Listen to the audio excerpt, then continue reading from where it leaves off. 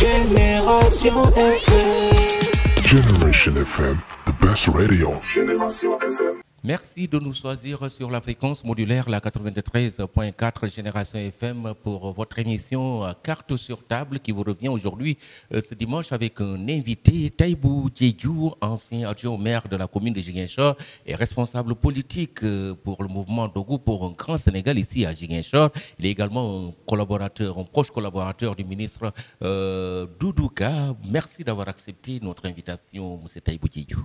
Merci, c'est un plaisir de répondre à votre invitation et prions que ce que nous allons dire puisse en tout cas aller dans le sens de ce que les auditeurs et ce que les Sénégalais veulent entendre. Donc je tenais à vous remercier.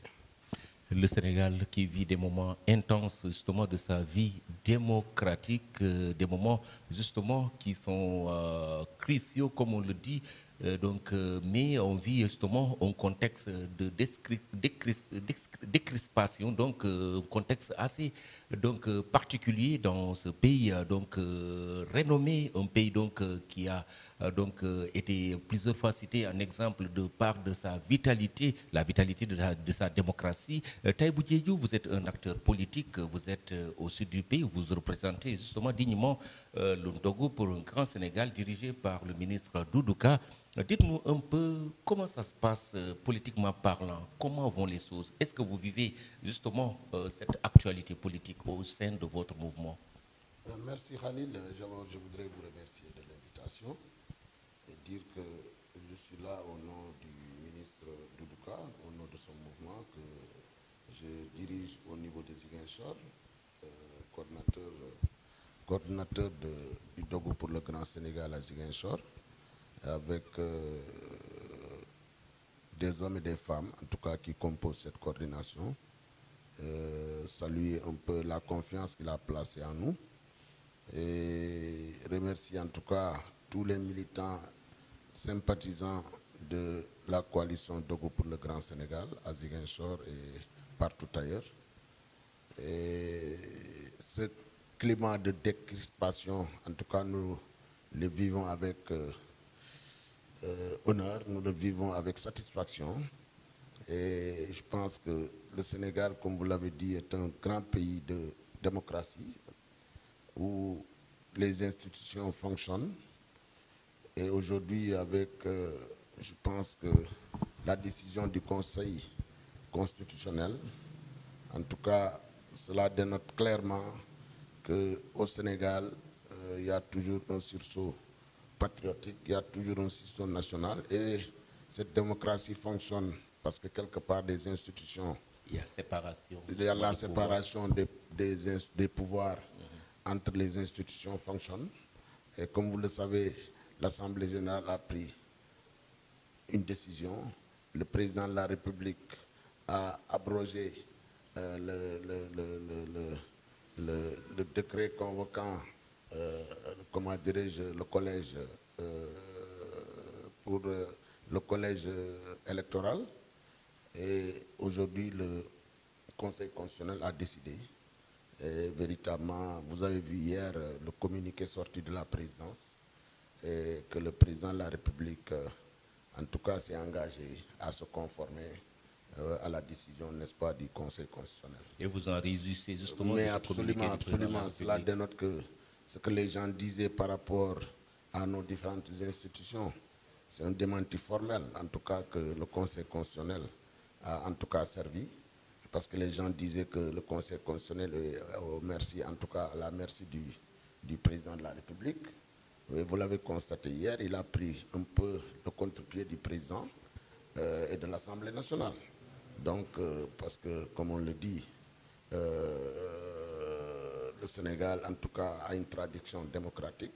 Et moi, je voudrais en tout cas saluer mon leader Doudou Ka parce que si vous avez un peu suivi depuis lors, c'est dans ce sens qu'il abondait. Et je le répète, en tout cas, quand il dit que, comment dirais-je, le dialogue aujourd'hui devient une impérieuse nécessité démocratique, comment dirais-je, républicain, pour bâtir un Sénégal du futur, dans la sérénité et dans la stabilité. Je pense que c'est ce qu'il a toujours prôné. Et je pense qu'aussi aujourd'hui le dialogue est une nécessité, comme il l'a dit, impérieuse et républicaine, pour en tout cas construire demain le Sénégal du futur dans la stabilité et dans la sérénité. C'est important. Et j'avoue, c'est dans ce sens que le président est parti. Et il s'est engagé en tout cas à faire des consultations dans les jours à venir pour en tout cas choisir une date et aller directement aux élections présidentielles. Et vous vous préparez justement pour ces août électorales. Vous, justement, du sud du pays, vous êtes du camp présidentiel, de la coalition présidentielle, le Benno Bokk Yakaar. Nous savons que lors des dernières élections, ce n'était pas justement une posture, une bonne posture que vous avez dessinée avec les résultats qui sont tombés. Est-ce que cela, justement, va être pris au sérieux par rapport justement à cette préparation pour cette élection cruciale? Absolument. Je pense que nous y sommes depuis... En tout cas, l'annonce des élections d'abord pour le 25, notre leader, le ministre Doudouka, nous a instruit en tout cas à occuper le terrain, à faire le travail. Nous avions fini de faire le découpage des Ziguinchor. Et nous avions commencé à entamer le travail jusqu'au 3 où le président de la République avait annoncé en tout cas l'abrogation du décret portant convocation un peu du collège électoral. Et nous continuons le travail parce que nous savons que ça ne va pas un peu durer les élections à venir. Donc, nous sommes sur le terrain. Je sais que ce n'est pas facile. Mais aujourd'hui, quand même, il faut reconnaître que Sonko n'est pas candidat. C'est Diomaye Faye qui est candidat parce que la plupart des Ziguinchorois disaient que c'est notre parent. Donc, on avait pour devoir de le soutenir. Et je pense qu'aujourd'hui, ils n'ont pas cet alibi-là, qui a fait que notre frère Ousmane Sonko n'est pas candidat. Aujourd'hui, quand même, nous avons un leader qui est dans le dernier carré aujourd'hui au niveau de la mouvance présidentielle, le ministre Doudouka, qui occupe un poste de souveraineté au niveau du gouvernement du Sénégal. Et qui est un digne fils de Ziguinchor, qui en tout cas mène de très bonnes actions à l'endroit des jeunes, à l'endroit des femmes, à l'endroit des communautés religieuses, en tout cas ethniques. Donc je pense que cette fois-ci, comme je l'ai dit, c'est vrai, le candidat de la coalition Benno Bokk Yakaar, c'est Amadou Ba. Mais nous, naturellement, en Casamance, à Ziguinchor, notre candidat, c'est Doudou. Parce que Doudouka, qui est un proche de Amadou Ba. Proche de Amadou Ba et qui est aujourd'hui, qui s'est même autoproclamé directeur de campagne de Amadou Ba. Et vous l'avez constaté tous quand le premier ministre candidat de Benno Bokk Yakaar a fait son séjour à Ziguinchor. Vous avez vu l'accueil exceptionnel que le ministre Doudouka, président de Dogo pour le Grand Sénégal, lui avait réservé. Et je pense que l'accueil a été en tout cas un des meilleurs à travers les tournées que le Premier ministre a effectuées. Avec la couleur verte qui a dominé un peu justement, un peu partout dans les départements. Partout, en Bignona, dans le département. En tout cas, le maillage est là. Nous avons élargi nos tentacules un peu partout au Sénégal. Et que le mouvement Dogo, la coalition Dogo pour le Grand Sénégal est une réalité. Aujourd'hui, réalité politique, réalité sociale, en tout cas une réalité de développement. Et partout, en tout cas, où vous allez au Sénégal et dans la diaspora, le ministre Doudouka est bien représenté. Doudouka, qui est venu justement avec le ministre, il a marqué beaucoup de points, vous l'avez souligné, mais c'est justement un responsable politique qui tend à délaisser un peu le terrain. Ici, à Ziguinchor, c'est ce qui a été noté. Son absence régulière, il n'est pas toujours présent. Est-ce que ce n'est pas un handicap justement pour vous qui dirigez le mouvement au niveau de la région? Mais non, je ne pense pas. Vous savez, aujourd'hui, les responsabilités sont plus larges, sont plus importantes. Vous savez, il était en son temps ministre des Transports aériens et du développement des infrastructures aéroportuaires. Aujourd'hui, sur le plan comment dirais-je, protocolaire, il occupe un ministère de souveraineté. Je rappelle qu'en Casamance, c'est notre grand-père Émile Badiane qui occupait ce poste dans le gouvernement du président Senghor. Aujourd'hui, il est le deuxième Casamance à occuper cet important fauteuil ministériel, ministre de l'économie, du plan et de la coopération. Vous savez, celui qui a l'économie du Sénégal n'a pas le temps, il est trop chargé compte tenu de l'importance de son ministère. Et je pense qu'il a fait confiance à ces hommes.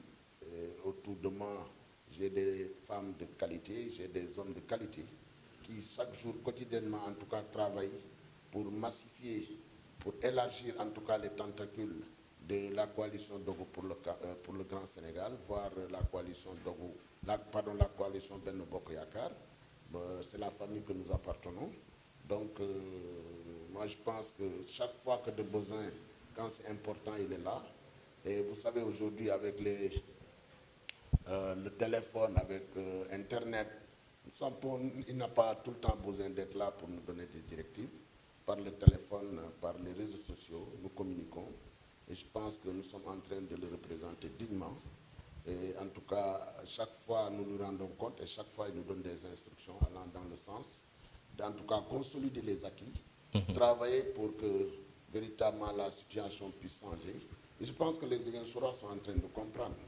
Et ils sont en train de comprendre qu'aujourd'hui, Doudou Ka mérite d'être accompagné, mérite d'être soutenu, pour que demain, il occupe en tout cas plus de responsabilités au niveau étatique pour en tout cas le bonheur des Casamance et des Ziguinchorois. Cette nouvelle réalité justement de la configuration, surtout pour cette élection présidentielle avec Sonko qui n'est pas candidat, vous l'avez souligné tout à l'heure, avec Diomaye Faye qui est le candidat justement de la coalition Diomaye président.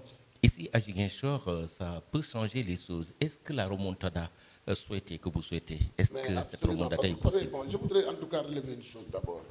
Parce que ce que les gens disent, ce n'est pas une réalité. Nous avons vu l'exemple de la Gambie là.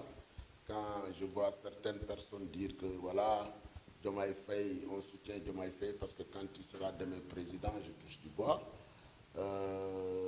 il pourra en tout cas, après, remettre le pouvoir à Sonko. Ça, c'est des rêves.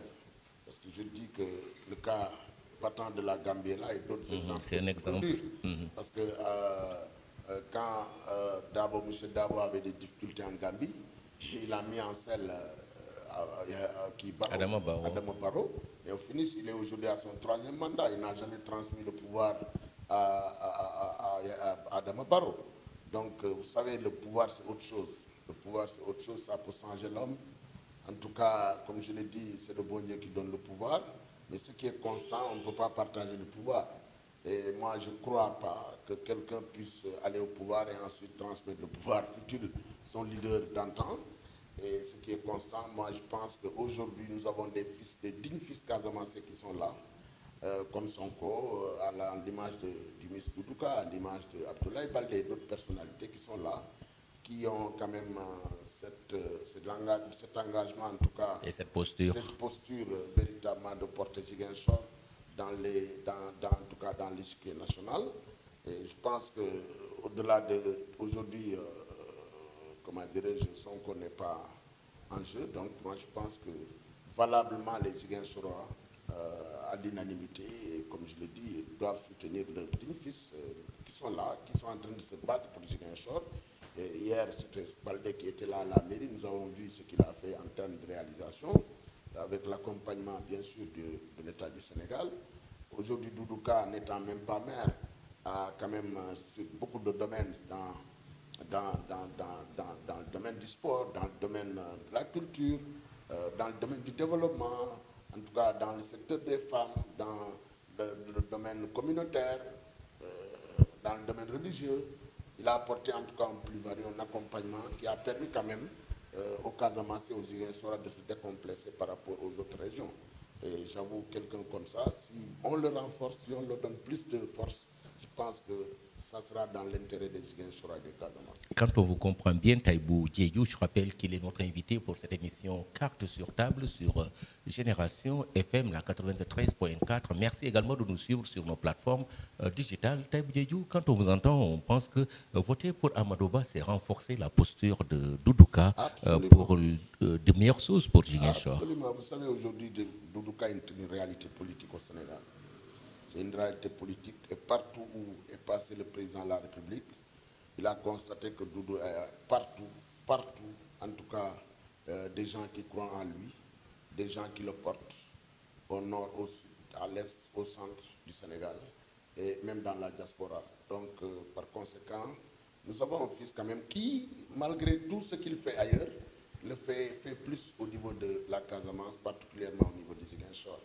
Donc, il a plu, en tout cas, comme je le dis, par sa posture. Je sais que voter Amadouba, c'est renforcer Doudouka, comme vous l'avez dit, parce qu'aujourd'hui, il est devenu incontournable.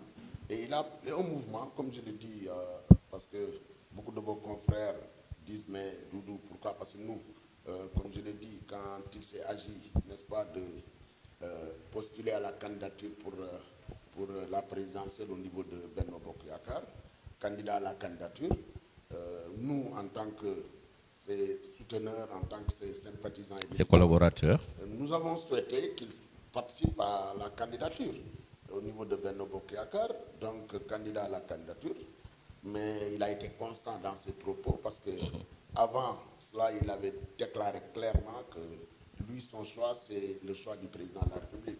Celui que le président va choisir, c'est celui-là qu'il va soutenir, en tout cas à l'élection présidentielle. Donc c'est ce qu'il a tenu. Quand le président de la République a fini de choisir son candidat, en l'occurrence Amadouba, le ministre Doudouka s'est engagé et même s'est autoproclamé, même s'il n'est pas directeur de campagne, en tout cas pour être le directeur de campagne d'Amadouba. Et il est en train de le traduire en réalité. Partout, en tout cas, par ses actions qu'il pose chaque jour, c'est que lui, il s'engage résolument, en tout cas, à accompagner, à soutenir, quoi qu'il advienne, le candidat choisi par le président de la République. Taïbou Diédhiou, des choses se sont passées, on en a parlé tout à l'heure avec d'abord le président, cette décision justement de stopper tout en attendant de voir les soupçons de corruption au niveau du Conseil constitutionnel. Ensuite, l'Assemblée est entrée donc dans la danse et aujourd'hui, c'est le Conseil constitutionnel. Il y a eu des chamboulements, il y a eu mort d'hommes, entre autres. C'est des choses que vous regrettez sûrement. Oui, vous savez, le président de la République était dans la logique. Je pense que ce qu'il avait fait, c'est naturellement, c'est une décision, comment dirais-je, légitime. Parce que vous savez, les 41 ou je ne sais pas, 43 recalés ont écrit au président de la République, se sont déplacés, ils ont même été reçus par le président de la République. Ils ont déclaré dans tous les médias que véritablement 900 électeurs étaient absents, déjà inscrits, ne font plus partie du fichier électoral. 900 électeurs, c'est énorme. 9000 électeurs. Dans le fichier, ont disparu dans le fichier. Ils ont aussi dit qu'il y avait des problèmes au niveau de leurs clés, etc. En tout cas, ce qui s'est passé au niveau du Conseil constitutionnel n'était pas normal et que le président de la République devait prendre ses responsabilités. Entre-temps, il y a le problème de Karim Wade qui a surgi. Comme je l'ai dit, le problème de Karim Wade pour un problème de nationalité inclusive. Vous savez, Karim, c'est vrai, a une double nationalité, mais une double nationalité naturelle. Parce que sa maman, il n'a jamais été demandeur, sa maman est française. Et entre-temps, nous avons constaté que Rose Wardini, qui est déjà passée parmi les 20 candidats, avait une double nationalité. Paradoxe, aujourd'hui, le PDS a pensé que ça a été une injustice. Ils ont porté l'affaire au niveau de l'Assemblée générale. C'est des voies de recours que la loi leur permet. Donc, aujourd'hui, ils l'ont fait. Le président de la République, naturellement, a pris ce décret-là, abrogeant véritablement le décret convoquant le corps électoral. En tout cas, l'Assemblée aussi a fait une dérogation pour, disons, 9 à 10 mois. Et, en tout cas, c'est ce qui a conduit aujourd'hui au Conseil constitutionnel d'annuler, en tout cas, le décret du président de la République et le travail que, en tout cas, l'Assemblée a déjà, en tout cas, voté. Aujourd'hui, moi, je pense que c'est la démocratie en marche. Et vous l'avez constaté tous que le président de la République, en tout cas, si on fait confiance à nos institutions, moi, je pense qu'il n'est pas normal que les gens organisent des marches surtout violentes. Ça n'a pas de sens. Aujourd'hui, ça a été un exemple de ce qui s'est passé. Absolument. Aujourd'hui, constatez ceux qui sont décédés, ceux qui sont blessés. Et aujourd'hui, regardez tout ça. Pourquoi? Le Conseil, naturellement, a jugé et a tranché. Et tout le monde s'est accordé à féliciter le Conseil constitutionnel. Donc le président de la République a en tout cas accepté la décision et s'accorde à trouver en tout cas dans les meilleurs délais, en tout cas avec, il va s'engager à faire des consultations des acteurs politiques nationaux. Donc moi, je pense qu'il il fallait faire confiance, d'autant plus que une partie des députés de Yewwi avait déjà fini de déposer un recours au niveau du Conseil constitutionnel et même au niveau de la Cour suprême. Donc moi je pense qu'il fallait en tout cas laisser continuer le jeu politique. Et je pense que là, une solution sera trouvée parce que le Sénégal, c'est une grande démocratie. Et je pense que le président de la République aussi, c'est un démocrate. Il ne faut pas oublier que ces juges du Conseil constitutionnel ont été choisis par le président de la République. Effectivement. Les deux par le président de l'Assemblée nationale. Mais ils sont, quand même, il y a une liberté, en tout cas, qui est une réalité au Sénégal. Et en tout cas, c'est pour en tout cas revenir au mot de mon leader Doudou, vraiment, qui dit que, en tout cas, le dialogue devient une impérieuse nécessité. Voilà, c'est là où je veux intervenir, M. Taïbo Diédhiou. Le dialogue est une impérieuse nécessité. Aujourd'hui, en quoi ce dialogue est-il nécessaire? Mais il est nécessaire. Vous savez, chaque fois que le Sénégal est au bord du mur, hein, c'est le dialogue qui est au-dessus de tout. Aujourd'hui, si le président de la République, parce que hier, j'ai en tout cas écouté certaines personnalités. Aujourd'hui, techniquement, est-ce que d'ici le 3 mars, c'est possible d'organiser une élection? Parce que je pense que au moins c'est 30 jours, au plus c'est 45 jours. Regardez, aujourd'hui, nous sommes le 17. Le 18 aujourd'hui, le 18, du 18 au 3, c'est combien de jours? Tu n'as même pas les 30 jours. Minimum, tu ne les as pas. Et il faut prévoir aussi en cas de deuxième tour. Avant donc, que ça n'atteigne techniquement, ce n'est pas possible. Ce n'est qu'un dialogue, des discussions qui pourront en tout cas créer une entente, un consensus, une entente qui permettra en tout cas de transcender toutes ces difficultés-là.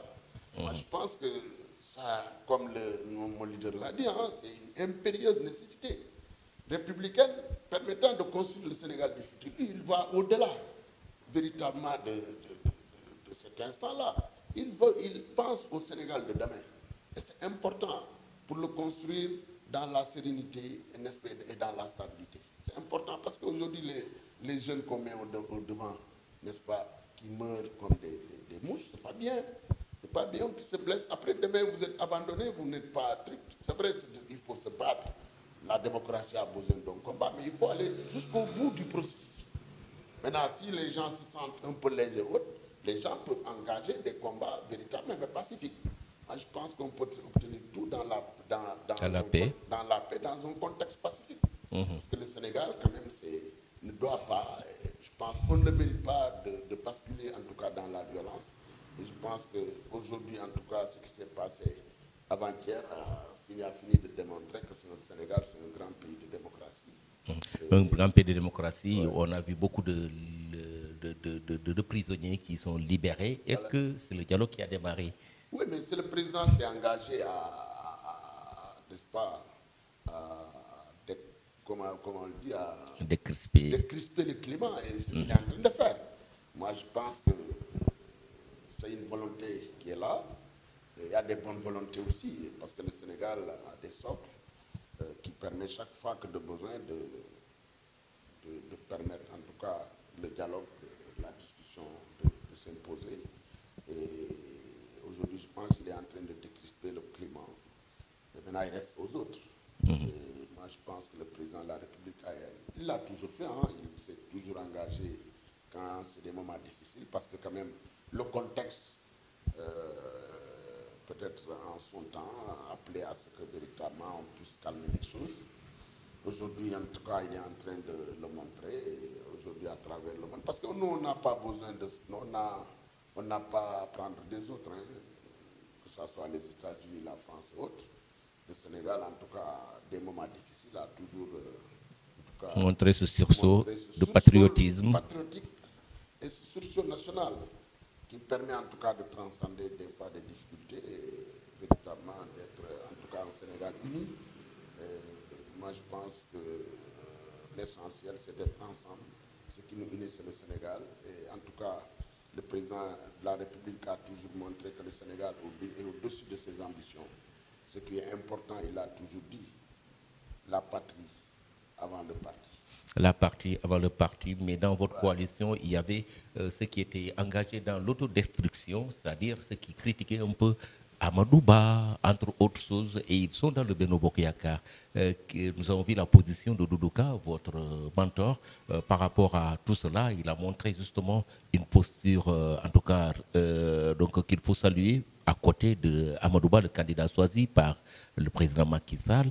Est-ce que ces problèmes-là ont été réglés au sein du Benno Bokk Yakaar aujourd'hui? Est-ce que ça ne va pas constituer un handicap?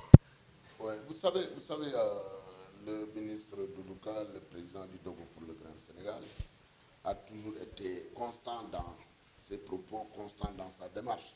Il avait clairement dit que le choix du président, c'est son choix. Quand le président a fini de choisir le candidat Amadou Ba, naturellement, ça a été son candidat. Donc, il l'a soutenu, il l'accompagne, il travaille pour véritablement massifier, travailler pour que les Sénégalais, en tout cas, puissent voter le jour de l'élection, voter le candidat Amadou Ba. Mais si vous savez, dans un parti, le Benno ou la paire, c'est un grand parti. Vous ne pouvez pas avoir l'unanimité, ça n'existe pas. Il faut toujours qu'il y ait des soubresauts, de petites contestations. Mais là, ce qui est constant, la majorité écrasante de l'APR et du Benno Bokk Yakaar ont fini de choisir le candidat Amadou Ba, d'aller dans le sens du choix du président de la République.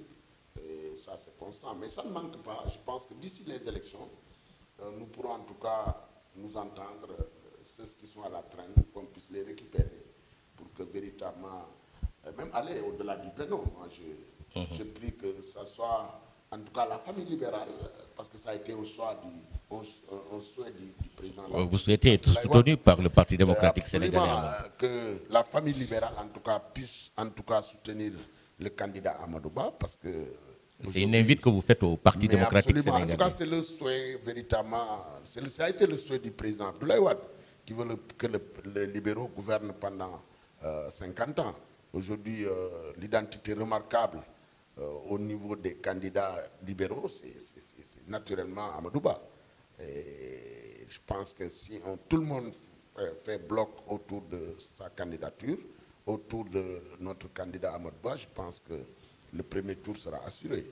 Parce qu'il faut savoir que le PDS est un grand parti qui a un électorat constant. Et si environ 500 000 voix ou plus s'ajoutent aux voix de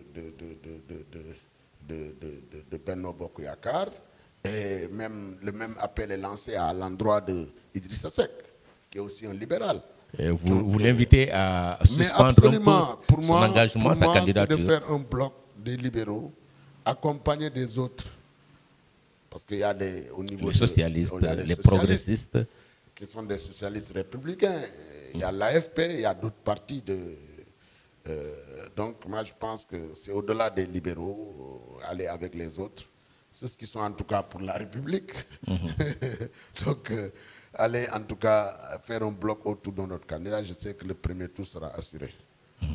Taïbou Diédhiou, nous vous laissons faire lancer un message, car justement le temps ne sera pas suffisant pour aller voir tout le monde, car on attend le président qui doit se prononcer d'ici le mardi par rapport justement à cette date pour les élections présidentielles au Sénégal.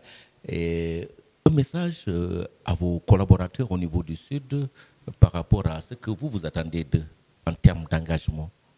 Bon, l'appel que je voudrais lancer, c'est, je voudrais en tout cas aller au-delà de la coalition Dogo pour le Sénégal, lancer un appel à tous les responsables de Benno Bokk Yakaar, de la mouvance présidentielle. Vous savez, le travail, c'est le terrain, il n'y a pas de secret. Ziguinchor n'est pas un terrain conquis par qui que ce soit. Parce que ceux-là qui ont permis de gagner, qui ont gagné les élections antérieures, c'est parce que quelque part, ils ont effectué un travail.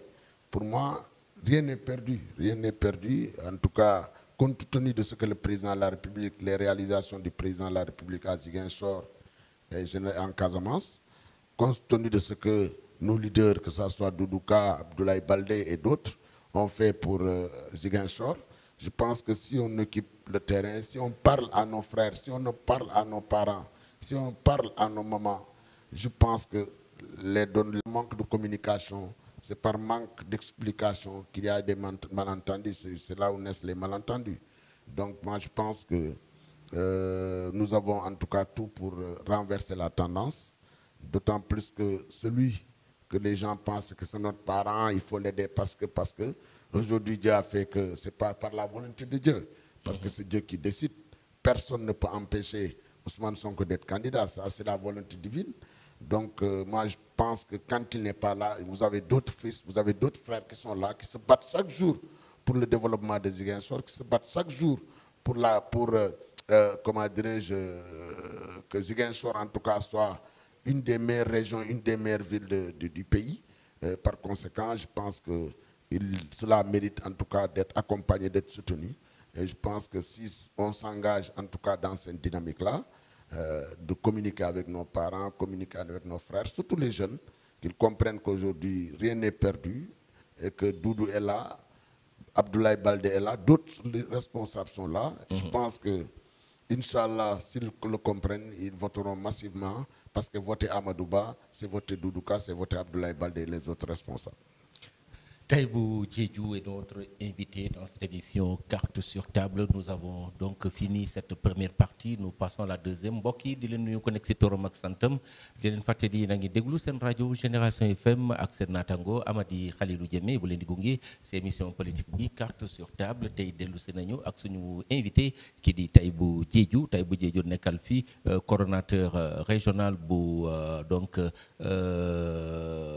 ndogu pour un grand Sénégal bi nga xam ne ko jiit mooy kooku di ministre Doudou Ka donc tey émission bi li ñuy waxtaan mooy lu bëri la dinañ waxtaan ci climat politique bi contexte politique actuel bi nga xam ne tey lu ñu ràññee mooy gis nañu li nga xam ne loolu mooy xol yaa ngi sedd ci ay actes yi nga xam ne acteurs politiques yi ñu ngi koy posé te loolu du kenn ki nga xam ne moo nekk ci kanam mooy ki nga xam ne moom mooy président de la République ndaxte moom mooy tey ji suñu waxee rek maître de ce jeu démocratique au Sénégal xam nañ ko réew bu mag la ci wàllum démocratie ñu cité Sénégal partout dans le monde ci donc taxawaay bi nga xam ne Sénégal am na ko ci wàllum démocratie nit ñi ragaloon nañu mais dellu si nañu Sénégal dellu si na taxawaay li nga xam fi nga xam ne foofu la mës a taxaw tey bu jeeju ñu ngi lay nuyu.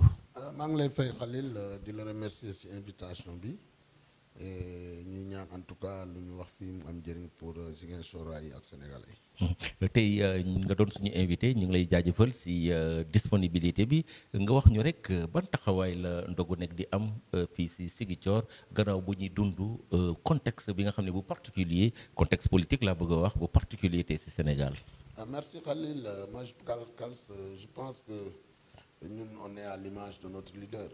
Parce que suñu leader jàmm rek lay oote jàmm la bëgg jàmm lay dox chaque jour que Dieu fait donc bu situation bu mel nii bu amee Ziguinchor dafay ñaan ñun ñëpp ñu ànd ak dal xam ni ñun ñëpp ay mbokk lañu ñun ñëpp famille lañu bokk ñun ñëpp ñoo dëkk Ziguinchor te boo yàqee Ziguinchor sa bopp ngay yàqal moo tax boo seetloo képp koo xam ne dogu la bokk pour le Grand Sénégal da nga ànd ak dal xam ni ñun ñëpp ay mbokk lañu te fitna du indi dara comme lu may wax rek fitna yattu gumba la seetaani yattu gumba la doo xam fu muy dal di nga yéene ne diw laa koy dóor mu ñëw dal sa mbokk ku la jege sa dëkkandoor ak kenn xamul moo tax jàmm moom la ñu digal te ñun si loolu la ñu dox moo tax bu situation bi amee ñu ne na ñëpp dal parce que tey bu ñëpp daloon amaana d'abord ñuy jaale ko nga xam ni moo jënd àdduna parce que suma neveu jabar la sax parce que suma mbokk jabar la parce que yaayam cousine suma jabar la effectivement donc xam nga bu lépp daloon ñu bañ a oote ci fitna amaana tey dogal bi dina ñëw régler lépp te kenn du am benn gaañu donc lu ñu dal lu ñu ñaan rek Sénégalais démocratie bu mag la institution yi day dox ñu bàyyi institution yi exprimer wu librement bu ko defee foog naa ni benn coow du am benn violence du am donc loolu en tout cas la ñu gis moo tax véritablement ñu am confiance non seulement sur suñu institution am confiance sur président de la République parce que lu indi coow li yëpp Khalil Kals c'est comme le ba ku nekk moo exprimé lu nga xam ni loolu nga foog ni moom la yoon may donc am ñu nga xam ni ñoom ñoo xëy ne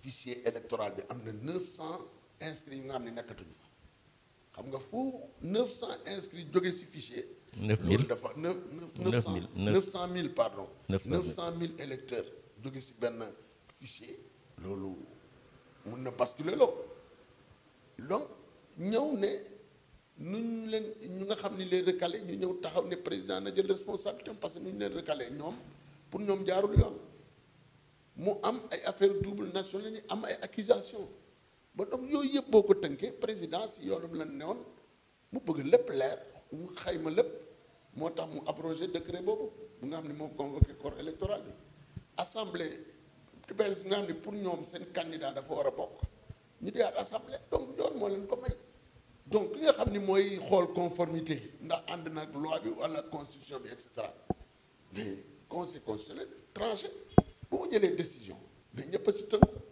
donc coow li jaru ko woon bu ñu bàyyi woon d'autant plus que député Yewwi Askan Wi dañu def recours def ko si conseil constitutionnel def ko si cour suprême donc yeneen yëpp dañu waroon bàyyi affaire yi daw rek ba si cappaandaw bi su boobaa yow mun nga xool nooy war a doxee ak bu deree nga manifester nga def ko wala leneen mais yow eggaguloo jaa ngi tàmbali liggéey rek nga oo nit ñi pour ñu jënd si mbedd bi conséquences yi lii lay indi te tey ñëpp regretté véritablement ñu nga xam ni yàlla daf leen jël donc ñuy ñaan yàlla en tout cas jàmm gën a sax si Sénégal surtout ñun Casamance on a vécu plus de 40 ans de crise donc am na yoo xam ne waratuñu si benn boor indi violence ñu ñaan ñëpp gën a dal donc loolu dafa am solo moo tax tey en tout cas président bind def dëkk communiqué wane ni dafay conformer aussi si lu conseil constitutionnel wax te incha allah dina engagé ay consultation pour mun a tànn date bu gën ñu def ko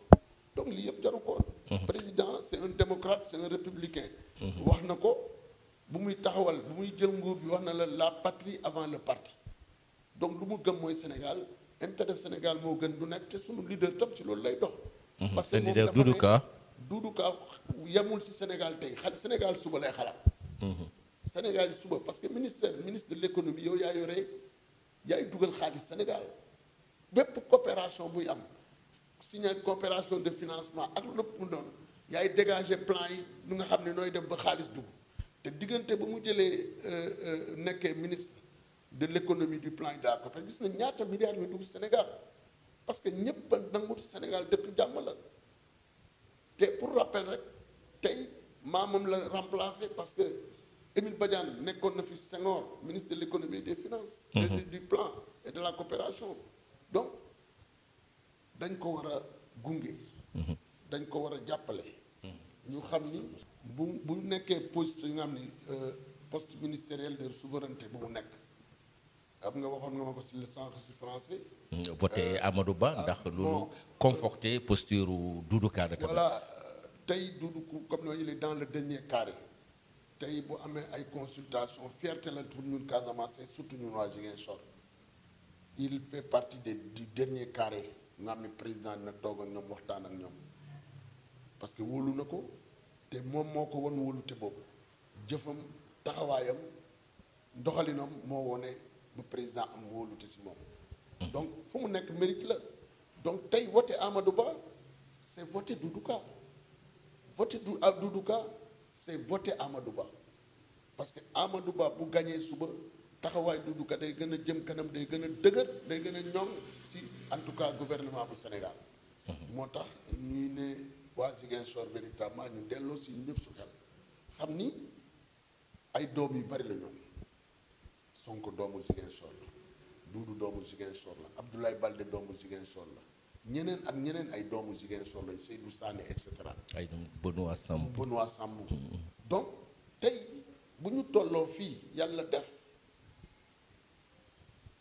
Sonko nekkatul dogalu yàlla la kenn mënul xañ Sonko nekk candidat lu dul yàlla donc yàlla moo décidé tey Sonko bokkul mais am na ñeneen doomu Ziguinchor ñu nga xam ne bu ñu nekkulee dara dañ doon xeex pour Ziguinchor bu ñu nekkee dara tam dañu xeex pour doomu Ziguinchor yi si bépp fànn donc ñooñu bu ñu leen sànni dañ leen bàyyi xel jàppale leen gunge leen parce que tey doomu Ziguinchor waa bu nga xam ne moo gën a jege ci kaw nguur gi mun naa wax Casamance mooy Doudou Ka te mu ngi jëf yu rafet taxul mu bew taxul mu fàtte Ziguinchor taxul mu woon gannaaw Ziguinchor le contraire lépp lu mu am lépp lu mu yor day xeex pour Ziguinchor donc par conséquent nañu woteel Amadou Ba ngir Doudou Ka nañu woteel Amadou Ba ngir Abdoulaye Baldé nañu woteel Doudou Ka ngir Benoît nañu woteel Doudou Ka ngir nu mu tudd Seydou Sané ak ñeneen donc ñun pour ñun suñu xeex foofu la te am nañu yaakaar parce que dañu waxtaan ak Ziguinchor yi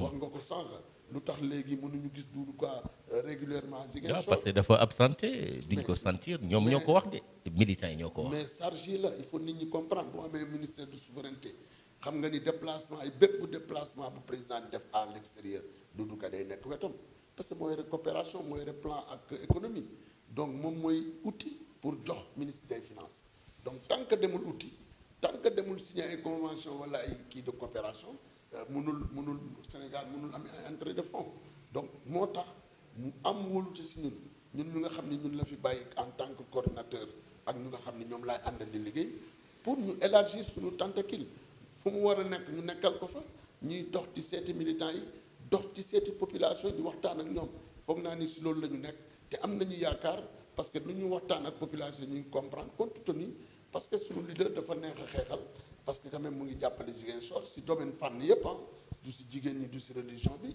du si jeunes yi en tout cas moo tax ñu ngi si kawam en tout cas di am yaakaar bu baax a baax a baax. di am ngeen yaakaar renverser tendance bi. mais tendance bi nga xam ne.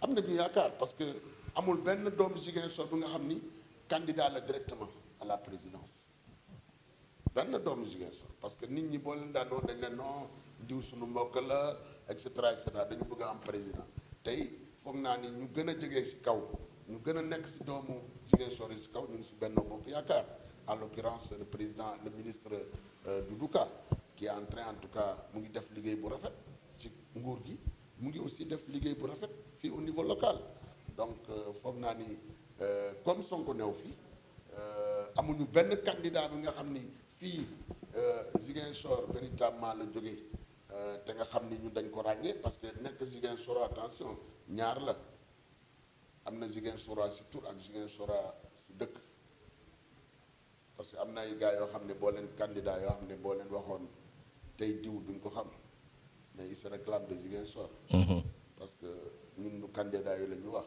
ñun candidat yi nga xam ni fu ñu nekk ñu ngi Ziguinchor bu naxaree ñu gis leen que les moments important dañ leen di gis si Ziguinchor bu neexee ak bu naxaree dañ leen di gis ñooñu la ñu wax Doudou fii la nekk fii la dëkk fii la juddoo lu Ziguinchor du non c'est un Ziguinchor bon teint dans la réalité daf fi nekk ñëpp lay jëflanteel xam réalité Ziguinchor dund ko donc foog naa ni ku mel noonu du Ziguinchor emprunté Ziguinchor bi nga xam ni day dund réalité nekk gëm Ziguinchor di xeex pour Ziguinchor.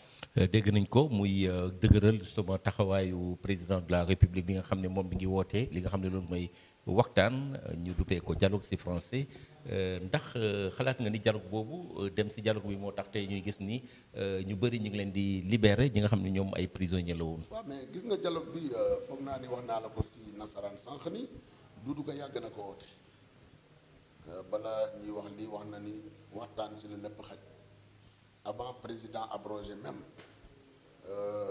décret bu nga xam ni moom moo convoqué colloque électoral Doudou ci loolu lay waxee ci loolu lay jëfee tey lu président def foog naa cëram la parce que nitu jàmm la nit ku nga xam ni day oote jàmm et je pense que climat bi nu mu meloon au point que foo dem ci média international da ngay dégg nit ñi di wax Sénégal moo tax tey mu jël décision bu am solo en tout cas gannaaw ay nit ñi nga xam ni ñëw nañu ñaan ko gunge ko ci lu muy def nii tey mu décrisper un peu climat bi ab mu am climat d'apaisement mu nekk di libérer ñu nga xam ni véritablement yaakaar nañu dañ leen jàpp ci manifestation yi dëgg la am na ñu bari ñu yàqule am na bari ñu nga xam ni dee nañ ci manifestation yu mars 2021 même si 2022 bi 23 bi donc bàyyi tey foog naa lu am solo la acte bu fort la posé am na ñuy wax sa normalement que ça soit Diomaye ak moom Ousmane Sonko le leader de Pastef Ousmane Sonko ñoom ñëpp dinañ leen bàyyi foog naa lu rafetlu la parce que nit ki même sa ton pire ennemi doo ko yéene prison foog naa ni loolu lu rafet la ñun ñëpp véritablement di si bëgg parce que bëgg bi mooy Ousmane c'est vrai bokkuñu gis-gis politique bokkuñu boor politique mais suñu mbokk la et loolu dama bëggoon apporter kii boobu parce que témoignage boobu si le ministre Doudou Ka il a toujours clamé haut et fort que Sonko mbokk yàgg na ko fu nekk contraire bi mooy day am parce que boor ba la ñooy ne noonu du mbokk pour moom ñun ñëpp ay mbokk lañu rawatina Sonko te confidence bi ma lay def mus naa toog ak moom Sonko di dund yi mu ne dafa bëggoon dox tànk jàmm diggante président ak Sonko moom si boppam moo wax ma ko ma toog ak moom ñun ñaar rek mu ne ma tey bu dama bëgg Sonko suñu mbokk la man président de la république laa gëm mais bëgg naa dox tànk jàmm diggante Sonko ak président de la république ku dox façon boobu ñépp xam nañu bu dee benn adversaire politique fii Ziguinchor si Casamance bu Sonko Doudou Ka la mais au-delà des clivages politiques ñun ñëpp dañuy yéenante jàmm ñun ñëpp jàmm la ñu dox moo tax Doudou Ka am yéene bu mel noonu tey laa ko soog a wax te loolu lu yàgg la donc nit ki da ngay xam jikko doxul parce que man bokkuma boor politique di nga bokk nit ndey ak bàyyi mu nekk fële yow nga nekk fële effectivement mais nañ ko rafet ñu xam ni loolu richesse la ku nekk yaa xam nooy doxalee mais parce que man bokkuma ak yow war naa la saaga war naa la traiter de tel ou de tel loolu dañu nekk di yàq esprit politique bi sax lañu nekk di yàq effectivement donc moo tax ma gëm man que Doudou nitu jàmm la buñ ko jàppalee jàppale na nitu jàmm buñ ko jàppalee jàppale na nitu développement buñ ko jàppalee jàppale nañu koo xam ne développement Casamance moo ko ñor buñ ko jàppalee jàppale nañu ko xam ni lu nga xam ni kuy dox jàmm Casamance et ça je vous le dis c'est une confidence aussi bu ma lay wax dox na doxu jàmm pour Casamance boo laajee yenn responsable MFDC dox na ko te waxul ci kaw Doudou nit bu nga xam ne day dox day jëf te du wax lu bari dox na ko fi man mun naa témoigner loolu moo tax may ñaan Ziguinchor yi may ñaan Casamance yi nañu jàppale seen doom am nañu ay doom yu bari mais am nañu ay doom yu am valeur am nañu ay doom yu ne mun nañu indi lu bari fii ci Ziguinchor mun nañu indi lu bari fii ci Casamance. donc il faut ñu conforter leen. nañ leen conforter gën leen jàppale ñu xam ni du benn doom la ñu am nañu ay doom yi nga xam ne mën nañu jàppale.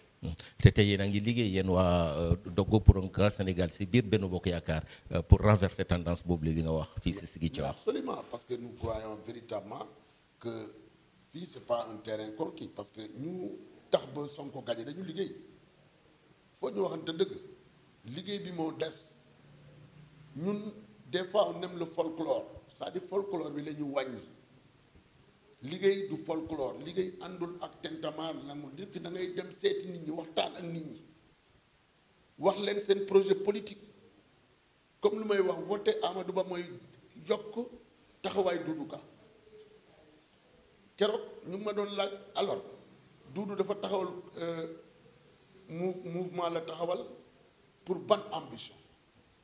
pour ñoom amul ambition présidentielle. mais Doudou ku taxawal mouvement wala nga taxawal parti c'est pour conquérir le pouvoir mais Doudou bu muy ñëw dugg ci politique Doudou newuloon homme politique dafa ne damay ñëw gunge suma mag mooy le président Macky Sall parce que bu ñu réeree mbir ni bokk na ñu nga xam ne ñoo bind yoonu yokkute te boobu moo fal président de la République en 2012 mu nekk ingénieur pont et chaussée nekk expert financier moo tax bu président bu muy ñëw pour la première fois ñëw liggéey seen président daf ko def les grands travaux de l'État mu dem FONGIP bi nga xam ne moo doon financer entreprise yi financer yi kenn xamul mu ñëw jox ko AIBD mu développé AIBD tey macha allah Air Sénégal aéroport yu am yëpp gannaaw yàlla moom la bu mu fa jógee mu jox ko économie bu dee état gérer état xam na ko mais léegi lu des mooy gestion à la base mooy mairie bi. bu mooy seen ambition. te bu incha allah 2027 dinañ ko jox pour mu am les coups de franche am légitimité au niveau de Ziguinchor mu mun ñu amorcer un véritable développement de cette commune là dañ ko soxla. parce que Doudou c'est un développeur. bu mu jaar yëpp wane na ko. il veut transformer Ziguinchor et il a cette ambition là moo tax ma ne lu mu ñu digal mooy ñu xeex ñu liggéey ci terrain bi ñu ngi dem seeti nit ñi ñu ngi wax ak nit ñi. ñu bari nag duñ ko xam parce que stratégie yu ñeneen def ba ñu ñëw nekk ci kaw ñun loolu lañ nekk di def duñu wax dañu jëf nekk ci contact ak nit ñi waxtaan ak ñoom te am nañu yaakaar bis ba élection jotee dinañ gis réalité bi. parce que soxla ñu wax. soxlool ñu yëkkati suñuy baat di may ñu ngi waxtaan ak Ziguinchor yi xool lu gën pour Ziguinchor xool lu gën pour Sénégal foog naa pour Sénégal mooy Amadou Ba bu ñu ko joxee nguur gi parce que exercer na ko du dem pour jàngi déjà xam na fu mu jëm te lu bari ci économie Sénégal réforme yu bari moom moo ko digal moom moo ci liggéey. donc foog naa ni du am retard day bu nekkee président continuité lay nekk te mu gën ko baral war na ko mu ne. bis bu nekkee président de la république buñ ko falee emploi des jeunes la ci gën a jublu cherté de la vie lay dem wàññi niveau de vie bi parce que daanaka dafa mbir yi dafa seer. dund bi dafa metti te loolu c'est pas une réalité uniquement au Sénégal mais c'est partout dans le monde contexte politique économique bi moo indi loolu à travers le monde donc boo seetee si lépp. boo demee suñu sous-région bi lu bari ñun ñoo tane ci en matière de prix lu bari mais yaakaar naa ak moom incha allahu rabbi Sénégal dina mën a changer ci lu bari au point que lépp lu nga xam ni ànd na ci vie chère dund bi dina wàññeeku liggéey dina am parce que dinañu créer ay conditions parce que l'État du mooy joxe emploi day créer ay conditions yi nga xam ni dina permettre société entreprise yi mën a installer mën a créer emploi c'est ça la réalité donc vraiment président bu jënd nii mooy surtout Macky Sall liggéey na ci infrastructure yi désenclavé na surtout ñun Casamance fii désenclavé na entre les régions entre les départements donc yooyu créer presque aéroport dans chaque région donc lu ci des mooy jëmale en tout cas liggéey ci nit ñi mooy créer emploi diminuer en tout cas la vie chère véritablement bi nga xam ni moom moo am ci biir àdduna bi yëpp moo impacté aussi Sénégal tey bu Diédhiou ma fàttali ni yaay suñu invité suñu gan tey ji ci émission bi nga xam ne moom mooy carte sur table nañ la bay kaddu bi pour nga lancer un dernier appel soo bëggee nga jàkkaarloo ak say collaborateurs ñi nga xam ne ñoom nga jiit parce que yow yaay coordonnateur ndogu pour un grand Sénégal fii ci Ziguinchor tey yaa ngi liggéey ci biir Benno Bokk Yaakaar pour élection fal ki nga xam ne moom mooy Amadou Ba président 5e président de la République du Sénégal. waaw suma appel bi rek mooy loolu foog naa ni lu nga xam ni ñëpp xam nañ ko mooy ñun d'abord waa Benno Bokk Yaakaar ñu xam ni liggéey gagné amul secret. politique amul secret. c'est le terrain te nit ñi da nga war a ànd ak modestie ànd ak humilité dem fekki leen nga waxtaan ak ñoom foog naa ni loolu moom suñu leader loolu la ñu digal te ñun ñëpp bu ñu bëggee liggéeyal pour Amadou Ba nañu xam ni terrain bi kenn moomu ko ñële ni ñu def ba gagné amul secret dañu wàcc waxtaan ak Ziguinchor yi waxtaan ak Sénégalais yi loolu moo leen may résultat bi mais ñun lu ñu constaté dañu bëgg a folklore meeting loolu àdduna moo changé te nit ñi léegi gëmatuñu yooyu lu ñu gën a gëm mooy nga fekke leen ba seen kër waxtaan ak ñoom bu ñu comprendre projet bi comprendre véritablement enjeu yi dinañu xëy ànd ak yow jàppale la parce que ñam seen intérêt si yow lañ bokk donc moo tax ñuy lancer un appel ñun en tout cas au niveau de Dogu en terminé nañu liggéey bi def nañu découpage au niveau de Ziguinchor dinañu installer ay comités un peu partout dans les quartiers ñu accompagner leen pour ñu mën a liggéey véritablement dugg ci kër yi waxtaan ak nit ñi te yaakaar naa bu ñu ko amee bu ñu gañewulee dinañu wàññi résultat bi écart bi bu baax a baax a baax a baax a baax. parce que loolu mooy suñu liggéey te suñu leader le ministre Doudou Ka loolu la ñu instruire parce que ku xam ministre lu muy wax loolu lay jëf bu mu waxee ni président bu tànnee candidat bu mu tànn man moom lay jàppale jëfee na ko parce que si parrainage bi d'abord wane na ko. au niveau national def na plus de 202 000 sa parrain ñu nga xam ni moom la jébbal d'ailleurs après dépôt bi am na yu bari yu nga xam ni ñëw nañ indi seen parrainage mais loolu daf ko wane wax ni def nañ ko defuñu ko moom il s'autoproclame directeur de campagne de Amadou Ba mais fépp mu nekk day xeex pour kan Amadou Ba mën a gagner fépp mu doon ci Sénégal parce que au-delà de Ziguinchor am na taxawaay fépp ci Sénégal et dans la diaspora. donc loolu daf ko wane jëfee ko donc am nañu yaakaar bu baax bu ko jëfee parce que nit ñi dañu liggéey ci terrain bi te incha allahu rabbi nañu cultiver un esprit de paix parce que président nitu paix la nitu dialogue la te surtout rawatina ñun waa Ziguinchor. dund nañu ay situation yu métti ñi nga xam ni plus de 40 ans dund nañu ay crise donc ñun jàmm rek la ñu war a oote ñu xam ni aussi ñun Ziguinchor ay mbokk lañu amul fooy laal te doon mbokk te parce que seetaan yi violence yattu gumba la fu muy dal moo tax ñu oote ñëpp si dal xam ni far moom nit ki fu la neex nga far di Sénégal dëkku liberté la bu nit ñi ne fële la bàyyi ko lu mu gëm yow nga gëm lu nga gëm aajowul saaga aajowul xajaate aajowul xeex donc loolu dafa am solo di gën a ñaax en tout cas nit ñi si jàmm ñaanal aussi ñu nga xam ni ñoo jënn àdduna si manifestation yi nga xam ni tey lu conseil constitutionnel def wane ni ni jaru ko woon yàkkamti la rek si ay manifester ñu nga xam ni am nañu ay gaañu tam yàlla wéral seen cër yi di ñaan en tout cas Ziguinchor ñu jàppale seen doom